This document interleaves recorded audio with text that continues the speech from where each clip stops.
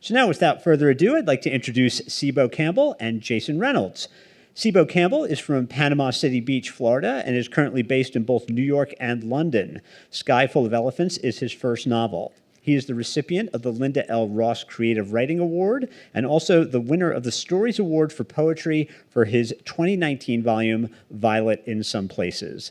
Campbell is the co-founder and chief creative officer at Spherical, an agency which specializes in design, branding, content, and social media for luxury and boutique hotels.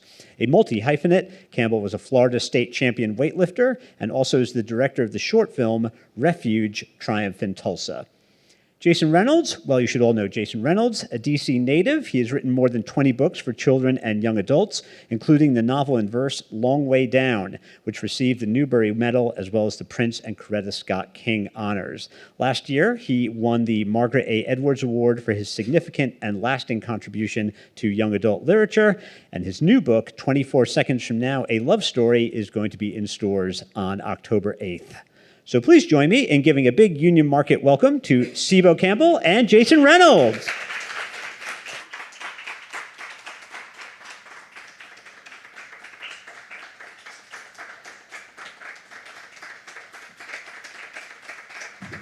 What's up, DC? Thank you guys for having What's us. up? Thank you. How are you? Every time I see you, like, you don't remember? What's up, everybody? Y'all all right? Hope this wasn't going to be a quiet night because we have a guest from out of town. And don't embarrass us. Don't embarrass us. This is the brother Cebo Campbell. I hope, has anyone heard about the book? Or is this just, okay, so everyone's heard about the book and you still decided to show up like brave human beings. We're going to start with, in the most traditional way, how these things go. And Cebo's going to give us a bit of a reading and then we'll jump in. So let me preface this by saying, well, one, raise your hand if you know what this book is about. Good, that's beautiful. This book was an extraordinarily difficult book for me. Sorry, this was an extraordinarily difficult book for me to write, but it was a harder book to talk about. I work in a space where I'm often in a room pitching clients for, $100,000 jobs. I'm sitting across from people who are billionaires. In most cases, they're older white men, super nice people. But they would come to me and they would go, Cebo, listen, I heard you wrote this book. What's it about? And you do not know how I'll freeze up. It's hard to say. But I learned in the process of writing it that that's what it was all about. It was about saying the hard stuff, saying it no matter what, saying it whenever my heart did freeze up. And then I learned very quickly that was only half of the thing. The other half was we also need to listen. And you guys being here right now means that somebody's listening. And so I thank you guys for being here. Thank you for lending me your ear. I'm going to read you just a little bit of this book, just the opening. I think the opening, when I'm asked which parts to read, is always tough because, there's so many parts of this book that I think resonate. This book set in D.C. originally, and so there's so many parts telling D.C. that I wanted to read. But I think because this is my second book stop of my entire tour, that I'll just read it from the beginning. And so I hope you guys like it. They killed themselves, all of them, all at once. We unsealed the jails first. Folks showed up swinging bolt cutters to liberate their lawless relatives into a world different from the society out of which they were exiled, because no one stood guard anymore. No longer could anyone be exiled from anywhere. All the banks closed down. Their silent, towering buildings became mausoleums, having been worshipped for long enough. Time slowed down too. It sauntered like hours did in places like Chattanooga and Charleston and Savannah, a notoriously southern phenomenon now spread like honey over everything. You asked the time and folks just looked up at the sky and they'd mumble, it's 1:45. Because gone was the appraiser of hours into wages. Gone was the gaze evaluating for its resource, every minute ticking inside a body. They killed themselves, all of them, all at once. You can feel their absence in everything, on the subway, in the streets, in all the places the wild reclaimed, where sunflowers grew through office buildings, over golf greens plagued red with ant mounds, where the earth crawled black up the sides of monuments, where all those chihuahuas and cocker spaniels scavenged and begged in packs, their dog sweaters ragged, bedazzled collars dulled of sparkle. They killed themselves. One morning, every white person in America walked into the nearest body of water and drowned. Even now, on every shore from southern Gulf to northern Sound, crosses stand like the skeletons of those old beach crowds, water crushed in waves, lapped and babbled, unwilling to respect and silence what was otherwise a graveyard. No one expected the event. No one was prepared. Some people were angry, cursing God for doing the business of gods. Some were quietly contented, seeing the horror as penance. Some longed for the world before, settling into movie theaters to watch Ferris Bueller's Day Off in Titanic, sharing in the awe of misshapen memories. Howbeit that we remain breathing on this earth at all after such a thing terrorized the conscience. It was shame tortuously complex. Mornings came like a curse to be among those still waking up, even if rising to easy sunshine warm on the skin. Some nights were worse than others, some mornings better. A year later, Charlie couldn't say which emotions grabbed a hold of him the morning he swiftly and finally pulled down all their photos. He'd found himself a nice house in the suburbs, 2 stories with fat white columns and a skirt of porches. His front yard sparkled green except under the shadow of an oak where innocently a tire swing bolted to its armed wind on every breeze.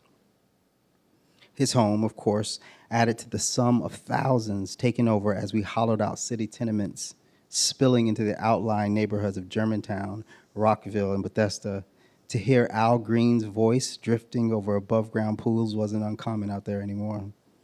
Charlie, and he suspected many others, tried to keep the photos and memorabilia from the families who'd once lived in the homes. For his part, and for months stacked on months, Charlie kept the birthday cards, the perfume bottles, the jewelry, the golf clubs. He kept portraits hung up on the walls and photo booth strips magnetized to refrigerators as a monument to their lives, hoping the solemn act might absolve him somehow. Maybe looking at all those blue and green eyes every day, those easy, easy smiles, might make him feel things he didn't. But Charlie felt what he always felt.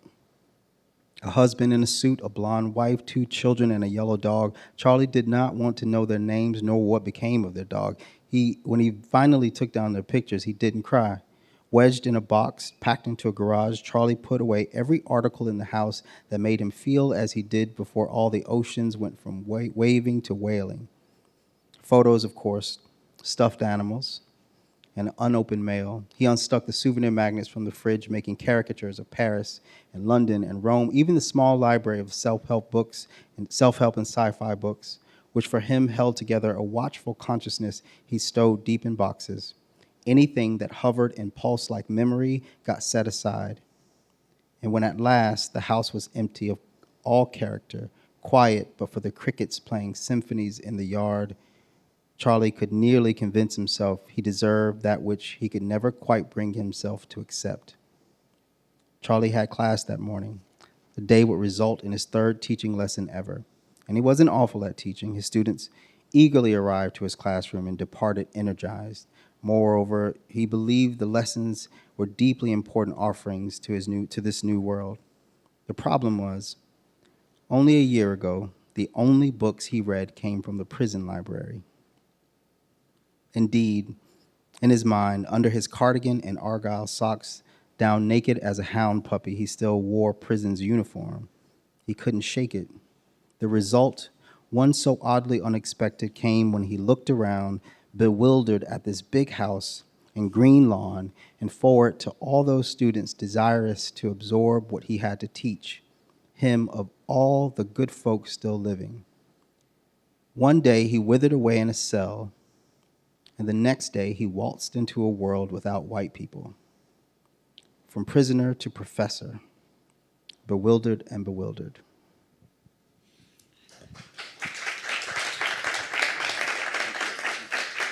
It's so funny. I mean, the book's not funny with me, but it's funny for this book to be set here. Yeah. Because I'm like, imagine if whoever, any of y'all who live in Bethesda is like, could you imagine? Come outside and everybody look just like you in Bethesda. This will be a conversation. It'll be some discourse. So Cebo's one of these guys that you love to do this kind of thing with because he doesn't require, it's like you just ask him a question, he'll do the rest for you, right? So my first question is just about how. Like, where does, and I know the answer, but I think it's such an interesting story. Where does the impetus to make something like this come from? It's certainly an internal one. I think there's a lot of reasons.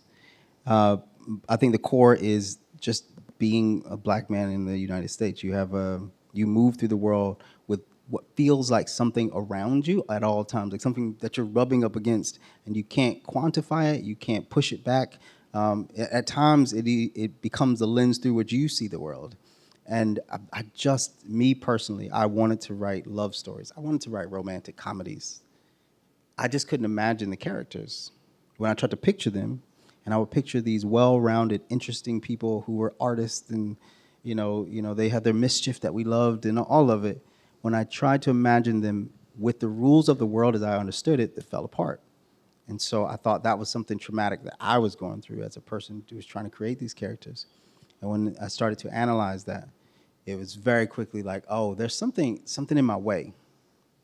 And the minute that I moved it, I was like, Toni Morrison always says, she'd write beyond the white gaze. And I thought, well, let me just take it, move it. As soon as I did, all those characters I pictured, they had a completely different life, had a completely different way of operating in this reality. I tell everyone this story, and my publisher tells me I shouldn't tell the story anymore, but I'm going to tell you guys anyway. I made this story because of Ferris Bueller's Day Off. The truth is I was watching this film. I was living in New York City, and I was really struggling because New York City is crazy. And whenever I have a hard time, I watch 90s movies. That's just my move. They make me feel good. You give me some John Hughes, and I'm all in. And so I'm watching Ferris Bueller. It's snowing outside. And all of a sudden, I thought, what would happen if I took Ferris Bueller and replaced him with Trayvon Martin? What would happen to that story? And you know the story. This kid, he's like, he skips school. He impersonates a cop. He gets his friend. He steals a car. He's doing all of his mischief. We are rooting for it. We're rooting for it. He's the coolest dude ever. Right. He's literally singing Donkashay in a parade at a certain point. And so I'm like, if I were to imagine Trayvon doing that, he wouldn't make it out of the first frame. He wouldn't even get out of his house, let the culture stand, right? His mom would be like, no, you're going to school right now. Right. Movie over. And so I thought, why can't I have that film? Why can't I have that story in my life? And then I attempted to write it, and it failed within the first 10 pages.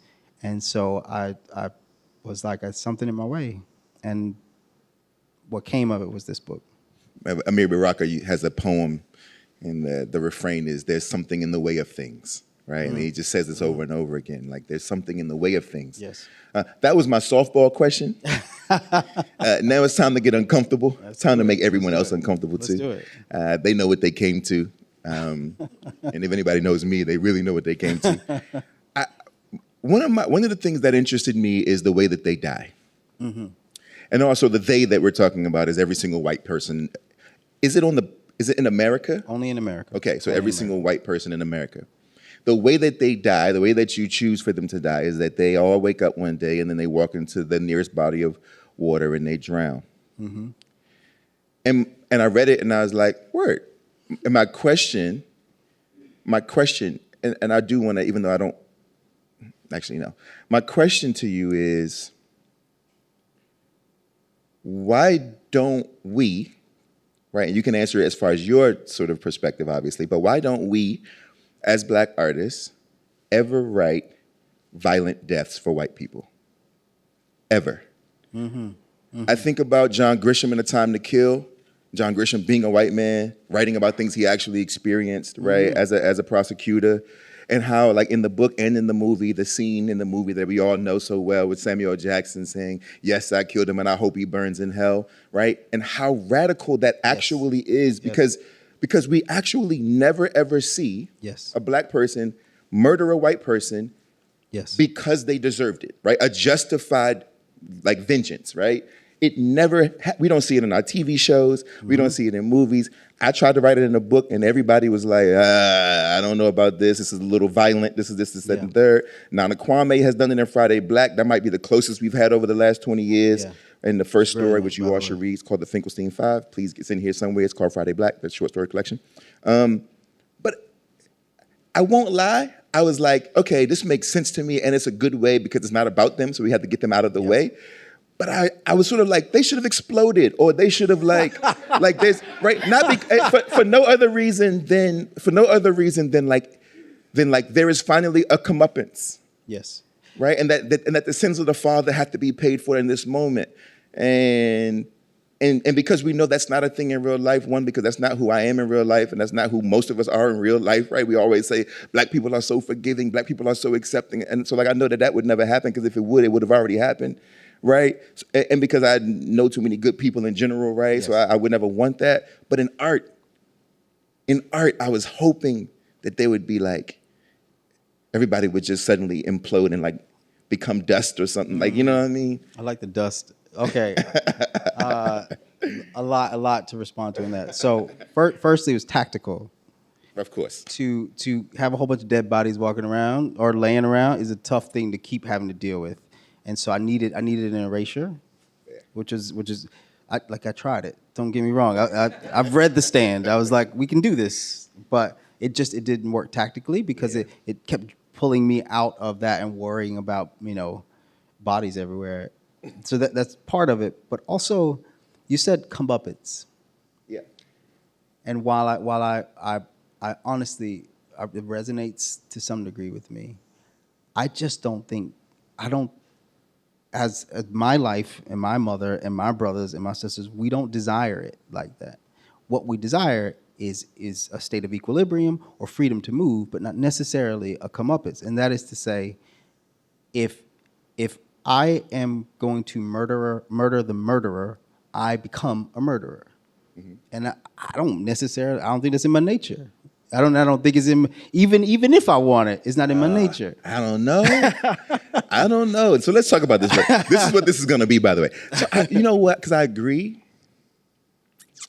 When I say comeuppance, I don't think that we desire violence. Mm-hmm. I do think that we desperately desire justice. Yes, justice desperately, is a good word. Right? Yes. And I think that the way justice looks in this particular context, perhaps you have delivered it, right? And like, they just walk into the water. But I think that I'm capable of all things.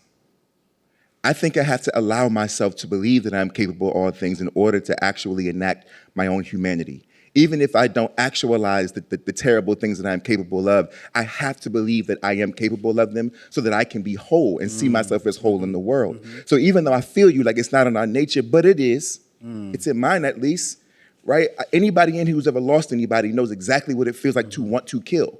Mm-hmm. If you have lost somebody who has been killed, it is in us. We have just learned how to manage our stopgaps. Mm-hmm. But there's a part of me that desperately wants to see in a piece of art us remove the stopgap, just to imagine, because it'll never happen, and I would never actually want it. But in the world that we get to play in, this is not your responsibility, by the way. I mean, I was just curious. I was just curious because I read it and I was like, this is a brilliant book, and I love this book, and you all should read it. But I just had a question. I was like, I wonder why he. No, you're not the first person to ask me that. You know why? Because we want to see it. It's in them. It's in them. Comeuppance. No, I had a really interesting reading session in the early stages of this book. So it was maybe I think it was the first 2 chapters in. So it wasn't the full explanation of why this has happened. And the first question that I was given was that question.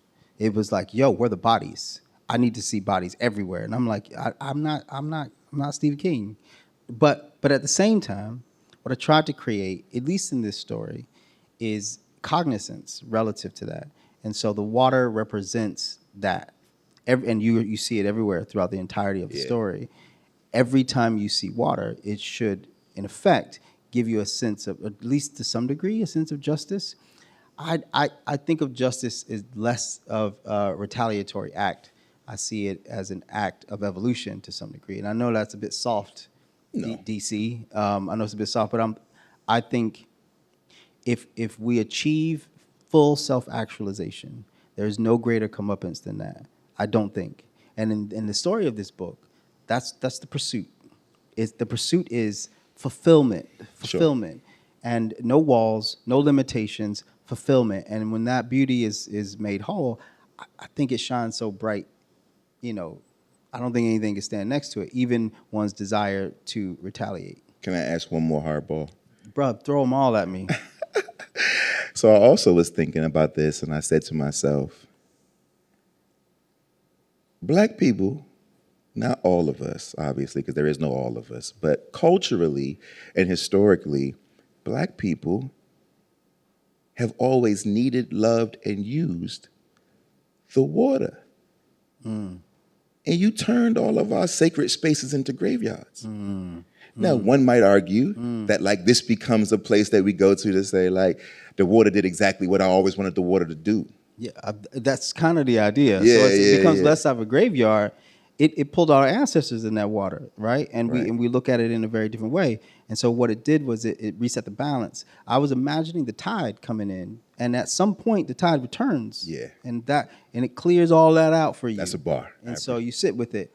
My mom used to say to me, I grew up on a beach. We didn't even get to go to the beach. We lived in town, and there was a place there was the bay. There was a beach side and there's a bay side where we catch scallops, you catch oysters, maybe some crab. We could not go. We couldn't have access to that. And my mom would be like, if y'all want to go swimming, get the water hose, because that's as wet as you're going to get right now. And so we decided we were going to sneak down to the bay, me and my brothers. And I have 10 brothers and sisters. Get down to the bay, and you have to understand that to cross Martin Luther King Boulevard, and then the streets start to wind and the trees start to blossom, and you see these houses that they don't even look houses, they look like, hotels. And then you get to the water, and DC, I need you to hear me when I say this. I had never seen the horizon. Do you understand? To look and see nothing but the line in the sky, and how illuminating that was to have access to nature. And we're sitting there, and we get our cane pole out. You can't catch fish with a cane pole in that water, but we were trying anyway. And this guy comes out of his house, and he's like, y'all can't be down here. And I'm looking at him, and I'm like 7, and I'm like, in nature? Like, I can't be here? Right. He takes us to his house, calls the police, and says, you stand here in his little Florida room while he calls the police. He's calling the police on us, and all I can do is look at his kitchen and be like, our kitchen don't look like that, right? Like we don't have these non-utilitarian rooms. He's got leisure spaces. And it wasn't even until that moment that I understood my blackness relative to it. And it was the water that was like, I need you to come here. And my mom says, and it says it in the book, she says, the shore knows. The shore always knows. Yeah. And so I hear you. I didn't think, at least how I approached it was that I wasn't taking the spaces away. And there's 2 main characters in the story. There's Charlie, the lead, the father, and the daughter, who's Sidney, and she's biracial. Sidney really had a hard time looking at the water, and Charlie doesn't. Right. And there's an honor to it. And the whole story, they move from, without giving too many spoilers, they move from Wisconsin down to Mobile, Alabama, in a place called Orange Beach, which is a lot of history relative to those places. And so they're going to the water. They're going to the water, being called to it. Yeah. And so it's a place to honor. It's a place to seek a version of oneself and get it. I think the water itself in your novel has its own narrative arc, which is it's an amazing thing that you were able to pull off, man. I also, it's interesting to talk about Toni Morrison and talk about the white gaze, a thing that all of us writers, Black writers specifically, have been thinking about since it was said. It's like, it sort of ruminates in us all the time when we sit down. It doesn't always go the way we plan it, but we're trying, right? And my question to you is, do you think it is actually possible to reject it? Like, it's interesting, right? Like, do you, I want to believe it. I desperately do. Yeah. But do you think it's actually It might be, by the way. This isn't a leading question. Like, is it possible to actually reject the white gaze in this country? I don't think so. But I will say this. I wrote this book in hopes that we would find a way to think about it. Because I couldn't imagine it. I've had so many writers come to me and they'll be like, yo, the concept for this book is crazy. I should have thought of that 10 years ago. And I'm like, I don't know how it's been sitting in front of us all this time and no one has made that book. And I think it's because we all struggle with that. I think that's a part of the traumatic response to the history of the country. We don't know ourselves except against the contrast of that white background. Yeah. And so I go, if that's true, which I think is true, how do we extract ourselves from it? And I don't think it's a question of whether or not we can separate from it. I think it's a question of whether or not we can go deep enough into self to excavate a version of ourselves that doesn't require it. And that's hard. That's hard internal work. That's hard, therapeutic work. That's digging into history and trying to understand history and not being swayed by it, not being defined by it, but making it hopeful.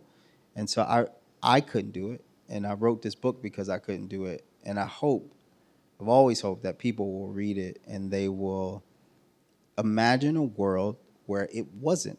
And then it's not a question of what it was. It's a question of what you're going to do about it, right? If it didn't exist, do you know yourself well enough? I was talking to the guy on an Uber when I was coming to yours. And he was so excited about this book. He was from Nigeria, and he was like, "What is this book about?" And I'm like, "Oh, let me tell you." You're French Nigerian. Yeah, that's how Got it. My accents. Got it. And I tell him this book about he was all about it, and it was fascinating how he thought of blackness in America versus blackness in Nigeria versus anywhere else, and the limitations, Jason, it's pervasive throughout the entirety of the world. Yeah. And I've traveled to almost 70 countries. I've been to 48 of the 50 states, and everywhere I've been, I know I'm black there because of how it looks back at me. So if we can get to a place where it's not about that, it's about self-actualization, it's about self-reliance, it's about thinking about oneself relative to one's community. I walked into this book thinking, what if the concept of us, the concept of unity was a form of technology? What does that look like, right? An usness. There's a lot of we in the book. There's a lot of we-ness, usness. Yeah. Definitely.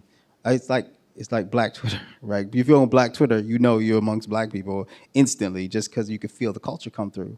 And that's what I've been picturing. It's like, what does that look like? And I could not imagine it. And so the book is designed not so that I can, but so that the readers can, so that you have a canvas upon which to project that, Honestly, to be completely honest, man, I read it and I thought to myself, do I feel free enough to make this? Like, I thought about the courage that it must have taken just to suss out one's own stuff. And I pride myself on being me, but even the me-ness of me is it's always bumping up against them. Yeah. And even when I am pushing against it, right? Like, people, it's funny. I used to have conversations all the time about this very thing. And then it'd always be like somebody in the audience who was like, yeah, man, because sometimes when I be wanting to go to work, I just want to talk like me. And I want to be like, yo, this. And I'm like, yeah, but that ain't even how you talk. Yeah. Like, that's also not how you talk, right? So you're still performing for them, right? It's still a performance one way or another, and I really admire even just swinging the bat, because I was sitting here asking myself, like, man, what must it? Somebody once told me, as an elder, they were like, you know why? They were like, this elder was like, I'm in an abusive relationship with the struggle. And I was like, what do you mean? Jeez. And she was like, well, I hate the struggle because the struggle hates me, but I love the struggle because without it, I don't know who me is. That's heavy. I'm not sure who I would be. Like, she's like, if racism was over, if it all was done and we were and everything was sort of kumbaya, I don't think I know what to do with me, right? And I'm like, well, you could just live. You could be free. You could do whatever you want to do. And she's like, like, that's a hard thing to sort of it is an extraordinary thing to grapple with that I'm not even sure that most of us ever actually think about until we have to think about it, which is almost never, by the way, because the fish don't know it's in water. That's it. Indeed, if you were like, Cebo, I want to learn how to swim, and I go, all right, Jay, like, let's get in the water. You will hug the side of that pool forever and call it swimming. And I will go, let's go to the deep. You wouldn't know what to do with yourself, partially because you don't really know how to swim, and two, you've never experienced that type of freedom. You never experienced that. And I'm saying, I know I haven't. I mean, there are moments in my life where I've been, I might be in an environment where I'm amongst like-minded people who look like me, who think like me, where the culture shines, and I think, yeah, this feels good, but I still, as soon as I walk out the door, there's something around me that I can't quite shake. It is an extraordinarily difficult thing to process. There's too few of us who've ever ridden a horse, who know how solar panels work, who can fly a plane. It's too few. And so when I constructed this book, the first versions of it, it was like, it's Wakanda forever right now. Like, we're gonna do whatever, but that didn't work, right? Like, it's not functional. And so I thought, okay, we would gravitate to our HBCUs. That's why I sat here, Howard, because people were going to be looking for anyone that can be a doctor, that could be, could help build things. They would come to where, the central civilization for them would be. But then they would start to work their way to nature. And in my mind, I was picturing Thoreau. I was picturing Emerson when they were like, self-reliance. Put on your raccoon hat and head west with this axe, and you can manifest destiny. Like, really wrap your head around that. Someone says to this guy who just arrived on this continent that you can go west and do anything you want. And the response isn't, oh my God, I'm afraid of that. The response is, give me the raccoon hat and the axe and I'll figure it out. We don't have that. Like that, I don't know. It doesn't, I'm afraid. Like, I feel that fear. I feel that trepidation. I feel that unknowing. And I think it's that we have to process and get to a place where it's entirely an internal break from our own terrors and our own traumas in order to become a unified force against those things. And then it's freedom. And up until then, it's tough. I wrote this so people can begin to imagine it.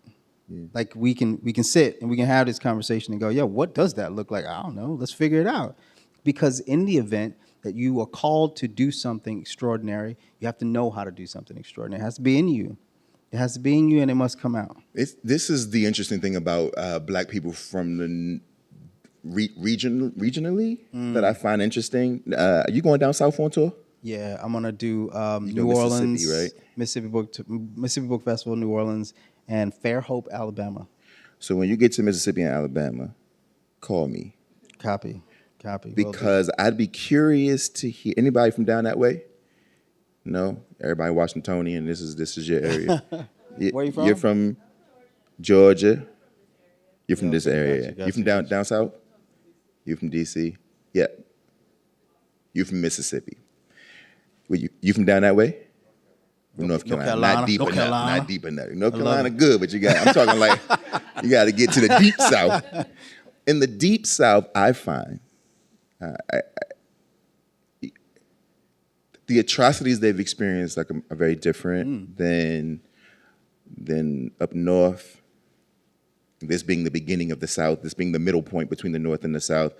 From here on up, and DC has had its own. My mom tells me stories every day. The West has had its own things, but very different. The South, the deep South, the rural South, is a very different place. I'd be curious to see if they see themselves differently in the book.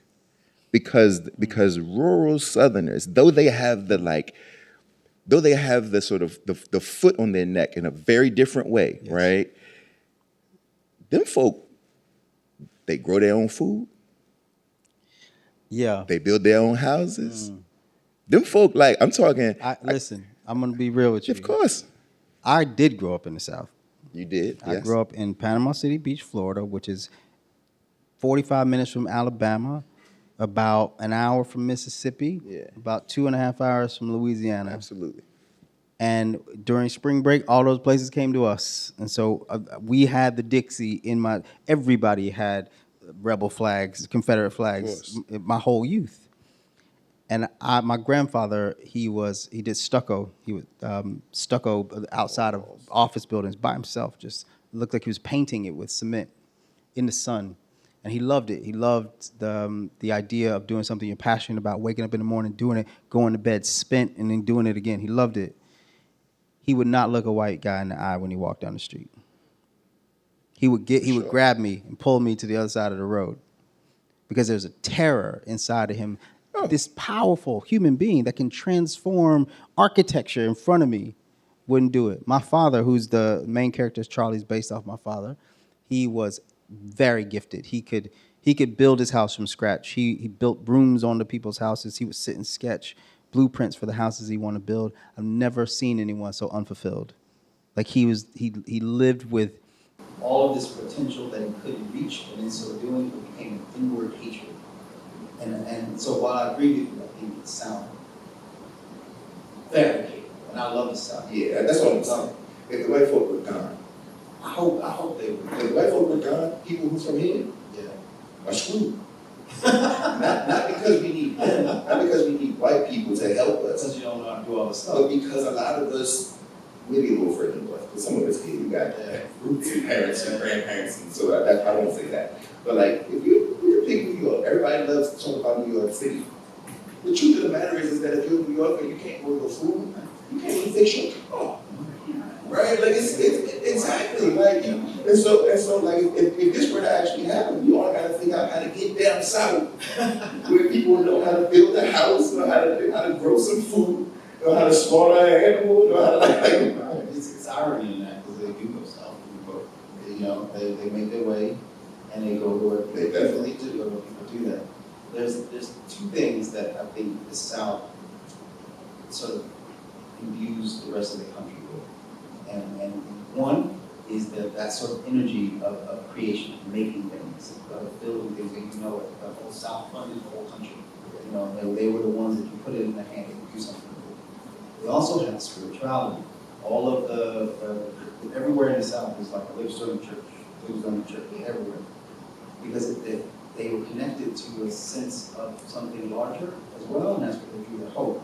And so the combination of those two things, I think, is where they would go, I can make anything I want, and God is that. So I'm going to go and make my way. In the book, which I hope this isn't giving too much away, it's hard. Haiti plays a significant role in the book. Haitian Revolution. it's the only part of the diaspora you mentioned here. Yeah.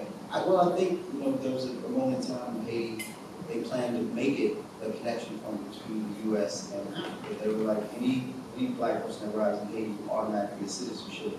Everything that was coming over from West Africa is still here. We got you. Moreover, it's the only uprising in which they won their freedom completely. Yeah. Right? Toussaint and his people was like, the French, y'all gotta go and do. The thing that's so extraordinary about that happening is they take and defeat the French, and the French go, all right, we're out. We won't sell America to Louisiana. And I want you guys to really wrap your head around it. What we think of when we think of the heroes of this country, we don't think of Toussaint, we don't think of Haiti. But without that, there would be no Texas, there would be no California, there would be no West at all, because it's all owned by the French. And if that didn't happen, we wouldn't have it. And so Haiti, in part because it had a connection to the Louisiana coast, it had a connection to the Alabama coast, we viewed the South as some of that stuff too. So I think that's a power source for a sort of connection to Africa that generally gets up in the South in the form of creativity, in the form of spirituality. I mean, I know we got to take questions. I got you. I do want to ask one more question before we get to the audience Q&A. And this is actually about what, so even though we got into all the minds of questions about it, honestly, because I think we should always be complicating our arguments. We should always be nice. I want to wrestle. This is a big idea that's so brilliant that it requires and is worth wrestling. Right? So what I'm trying to show publicly in this particular space is what that might look like. I hope when you read this book, you also are like, yo, this is dope. And I want to wrestle with it. I want to, it's one thing to sort of ingest, it's a different thing to sort of digest, and I think that requires some extra work. And I want to do that work. I want to do that work with my brother. I want to do that work with you all, right? I think art requires effort, and it requires us to wrestle. So that's why I asked all those particular questions first. But the part of the book that I like more than anything, and what I think the book is actually about for me, right? My personal gain from this piece of art is the relationship between this father and his daughter. And I think when you read the book, so like when you talk about all of the big political stuff that we're talking about right now, but when you whittle it down, to me, this is a story about the freedom to regenerate, rehabilitate, to restore, to relearn, right? It's about all this, specifically between this very complicated relationship, complicated for the right reasons on both sides. And so can you talk a bit about this father and daughter relationship, why you chose to use that? Because that's the actual vehicle of storytelling. Why you chose to use that, and then we'll open it up to some Q&A. Yeah, that dynamic partially was because of my wife. My wife is Trinidadian and British. And when I was writing the first bit, I wrote Charlie, and I was showing it to her. She goes, "But I don't really see myself in this." And I looked at her, I'm like, "You right here." And she's like, "No, there are days where I think of myself as white, there's some days where I think of myself as black, there's some days where I don't know." And I really struggled with that. And then she saw, and I'm married to her, and I'm like, "You've been struggling with this for how long?" Like, and she told me she couldn't do her hair until she was like 15 years old. And she used to go to school with her hair all over the place because she didn't know how to deal with it. And it became her identity to sort of shy about it. And then you go, that's profound when you have this amazing connection to Trinidad and you've never been. Black people in general, black girls don't really play about. Like it's so much weight tied to hair. Yes. And so the book, certainly the dynamic between Charlie and Sidney is major because Charlie's never met her. He doesn't know how to be a father to a daughter, let alone be a grown man to himself. They're still figuring these things out. And she has never felt as a member of a family. She's always felt like she's on the outside. And there are pairings of relationships like that. So you've got Charlie and Sidney who interact with Zoo and Sailor. Or awesome characters. Zoo is non-binary. Sailor is this old curmudgeon who just hates everything, but he loves his child. And then you've got the king and the queen of Alabama and their family, and what they've done, what they've created, and how collectively they make that unit that we're talking about, village that we're talking about, that helps raise all the time. And so it's all of those family units sort of cohesively, but it begins with this deep division and conflict that they have to get over between Sidney and Charlie. And they do it via a road trip, which for me is how you do everything. You just get on the road and drive, you figure stuff out. And the country is a very different place. All of a sudden, these cities that we would otherwise have bat an eye at. You've ever been to Gary, Indiana, and you try to imagine without white people, you'd be like, oh, it's empty. Like, there's nobody here, right? All the doors are open, and that's it. What that does to your psyche, both in terms of what's happening and now what you can do about it. Because you go, oh, I can live in this house if I wanted to. I can go build a house in the Grand Canyon. Nobody's going to stop me. I can be anywhere. And yet, she still didn't want to go anywhere. Charlie still didn't want to go anywhere. And it's that they're trying to reconcile with the road trip. And so doing, I think, with the family unit. That's what it felt like to me. Yeah, for sure. All right, let's open it up. We have 10 minutes. I always steal an extra time. If you have any questions, please make it. And don't be afraid. I know a lot of people are ready to go. Feel free to ask it. Yes, ma'am. In reading the novel, which is the next on my list to read, and now I know that all the white people go into the ocean and, die.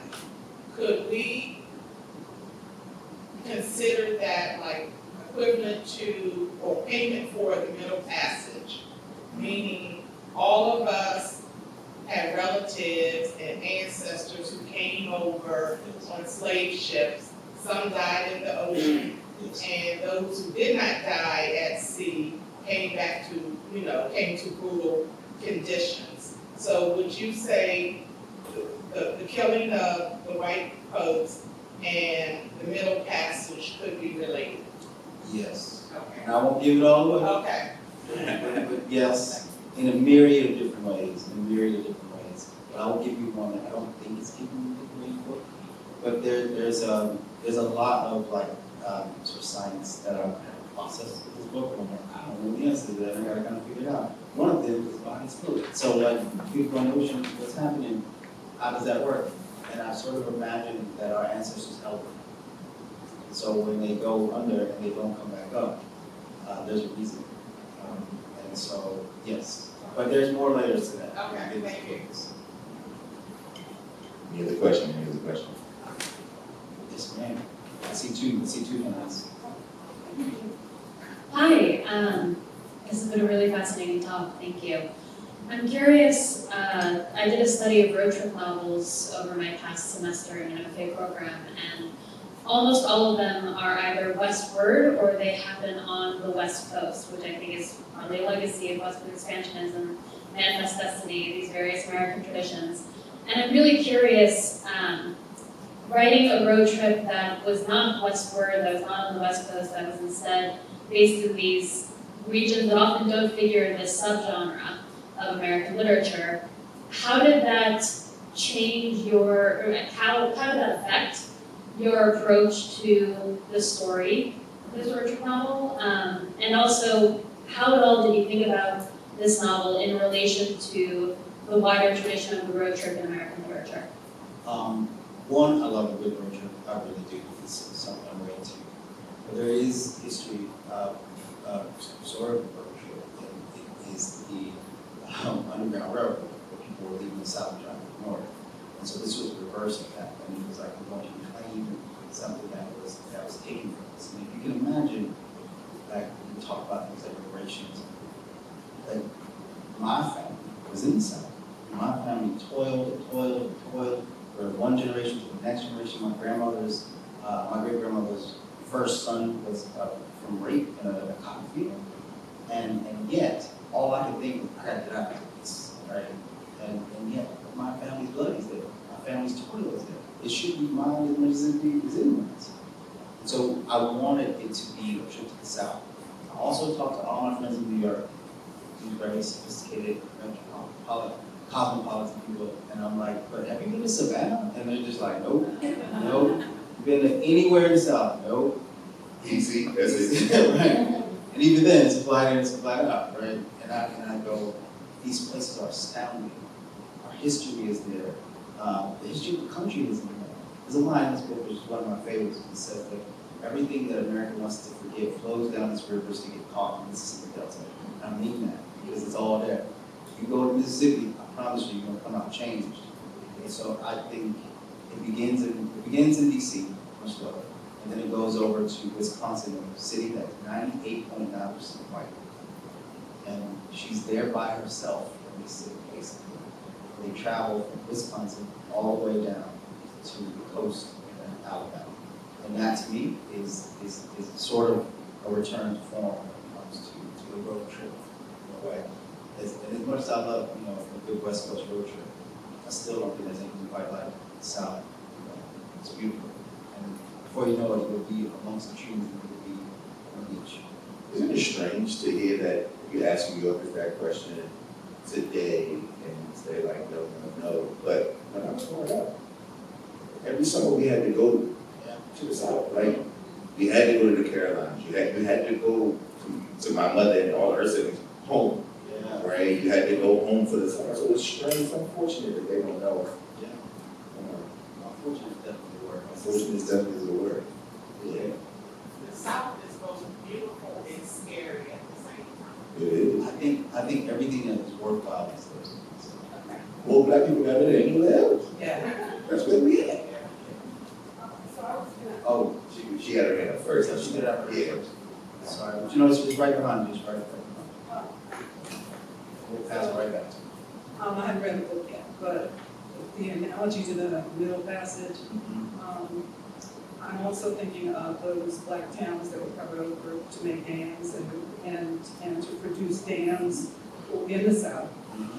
It makes me think those folks in those towns, or those ghosts in those towns, are keeping those folks from coming back up. Indeed. Like Labor Day and all this stuff. Yeah, exactly. So my question to you is, why DC? And I say that, I know this person. But I grew up here, and I remember when it was different.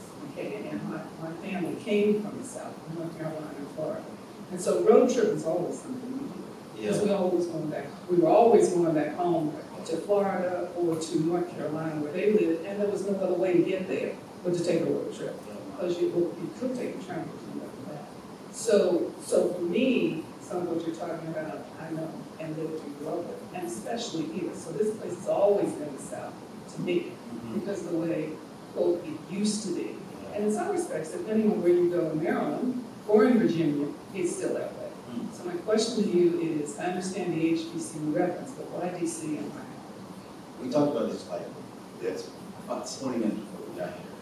And I have not spent a lot of time in DC myself. So I knew about it. I didn't come here until I was in my 30s for the first time. One of the things that resonated almost immediately is I thought Atlanta was the only chocolate city in America. When I got to DC, and I was like, look at these people, they're so sophisticated, so wonderful. And then on top of that, there was, I felt a sort of an air of knowing, like everyone here knew you were here to be doing some important stuff. And we didn't have that in the South. We were like, we peeked our heads up and it was like, are we all right to be here? And you guys, you were in the restaurants, like, I just felt a sense of knowing, I loved it. And then I read Ta-Nehisi Coates's Jane Brother, and I read about the yard, and I was like, oh my God, that's heaven. And of course, I grew up with that on TV, watching Different World and things like that. But for us in the South, Virginia was still the South. And so to me, this was this convergence point of North and South, and it happened to be the epicenter of the country and how we were making decisions. It was, if you think of a city as a place that is surrounding the city center, and everything, all the commerce, all of the sort of community happens there. This is that for the nation, and this is where our Black people are, and this is where we're living South. And so I thought it seems like one, if anyone suddenly woke up in their house and all the white people were dead, that they would look for places like that, and no place outside of maybe Atlanta, Memphis, and then DC were the only ones I was thinking about. And I'm like, well, of all of those, and I've been to all of them, DC is one that made me feel like I could put on a suit, I could put my hat backwards, I could play ball, I could play dominoes, I could have a deep conversation, and all the culture was welcome. And I didn't feel that in other places. But it's important to know, I know we're out of time, but it's important to know, I wanted everyone in DC to come here, but then leave here. So I wanted them to be like, we're here, and I'm with you, like we're here, but we have access to all of this. So let's go get us a house in Tennessee in the mountain. Let's go be in Wisconsin. Let's go stand under the Tetons. Let's go do that. Let's take advantage of the country. And it wasn't just Black people. It's various people of color who still that just centers around the Black experience. And it's like, let's go experience the country. And that, while I wanted everyone to come here, I wanted it to be the epicenter. I wanted it to be like a sort of well where we come to drink and we go out. I can talk to you. Or we'll talk to you. Please read them. Yes, thank you for yes. They be trying to get us out of here. I guess this is on. As a Southerner who grew up Mississippi, my dad was from Mississippi. My mother was from Dothan, Alabama, which is right there. up the street. On my first suit? No. Yeah, and we used to go to Panama City Beach, when I was a young girl. So I encourage everyone to take that beautiful ride because it's beautiful country. And when I tell people my family's from Mississippi, I'm afraid to go to Mississippi. Well, I never had that fear of Mississippi. Just like people in DC don't fear DC. So I encourage everyone to take that trip down south. It's a beautiful trip. But I do have a question. My question is about the title. What inspired you to give it that title? It's a great question. It's a very complicated title. And it's one of those titles that, you know, when you're reading a book and then you turn a page and look, that's the title, it makes sense. It does happen in the book. But imagery is important to me as a creative. I write via images, and I wanted people to look at this and go, I see elephants, and when we think of elephants, we immediately sort of register a sense of location, which is the continent. We see this big enormity that we can't get around. Usually it's so dark, it eclipses the light around it. Right? If the sky is full of those things, there's a heaviness that we can't unsee, that sits above us that at any point in time can come down and crash upon us. And it's also something that we see, and it seems as if other people can't. If I'm looking at you, I'm like, yo, there's a whole bunch of elephants in the sky. You look at it, you're like, you're crazy. I think that's how I feel in my reality about it. Where I'm like, yo, these things are happening. And people act as if they register, but it's impossible. So I want all of that to happen. I won't tell you the other half of what it is, you read the book, but it is it's a much deeper meaning. Even than that, what I'm telling you. I have the title of the book before I wrote it. So, yeah. And I'm glad that you understand this. And for what it's worth, the idea of being afraid to go to Mississippi is what we're talking about. That thing that sits around us that makes us feel that we're going to roll up against it. That's the thing that we get over. We got one right here. Sneaky, you got time? Yes. I just wanted to switch gears and talk about you. I was reading an article the other day on Nick Clark about the fraud relationship between writers and academia and teaching. And it really stirred something in me because I've been thinking a lot lately about the writing almost as a sort of 21st century Renaissance person. There will always be an appetite for stories, for storytelling. And I'm really sort of fascinated about the ways in which writers can retool themselves, right? In the sense of like gathering their toolbox, like I can write books, but I can also do brand. And so I was struck by sort of your that other side of you and the relationship between the two, if there is at all, like your fiction side of your brain and the kind of creative branding side. I had someone ask me recently, they said, when did you start to think of yourself as a writer? And I kind of laughed on the inside, because I don't know. I think of myself as an artist mostly, but half of the time I think of myself as a storyteller. I just have stuff in my head that I want to get out. And I just need a canvas. And this is when I think various parts. It's good. Right. I'm trying to talk loud. Should say it, man. Okay, you guys hear me? The various art forms require a tool, right? So if I'm a painter, I need a brush, I need a canvas, I need some color. If I'm going to sculpt, I need some clay. If I'm going to act, I need a page, because I need something to perform. But the storyteller doesn't. The storyteller can turn it from right out of his head into the world and make it three-dimensional for everyone to then react to. And so to me, even in branding, that was the exercise. So I did branding for luxury hotels. And I had a lot of people I was competing with that were trying to win business that I was trying to win. And I would see them and they would try to tell the story of like what the owner is saying. And I would go, no, we have to tell the story of space. What's it feel like? And it works very simply. If I'm going to have you book a hotel room and it's $1,000 a night, you're going to book it in a destination you've never been, and you're going to stay for 5 nights, it's $5,000 you're going to spend on something you've never touched. You wouldn't do that now. You would not go buy a car that you can't test drive. So I have to sell you on a story. I have to sell you on a sense of place. I have to orient you to a reality in which you can live. That's just storytelling. And to me, it's all the same. You should tell him. He did the Riggs, he did the Line Hotel. Like he's the guy who branded all. I branded a lot of hotels all over the country. And to me, you should know I've been meeting with people and they want me to do audiences, to figure out who's going to stay in hotels. And I would do like a demographic, and it's like this person's from this area, or this age, this sex, and they want a psychographic and all the interests. I would build a profile, and then I would put a picture to it. And every single time I made it a person of any color, they would go, I don't know if that's our audience. And you go, I don't understand why, but I do understand why. And so I've lived in that space for so long, and it's been a space that I'm in as a creative, but can occupy as a patron. And I need that to change. I needed to change the network, and I needed to be a catalyst for change with this one. Try to plug, support the local bookstore.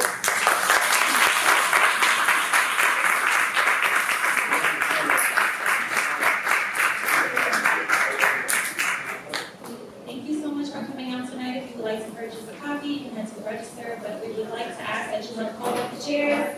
Can you step on the back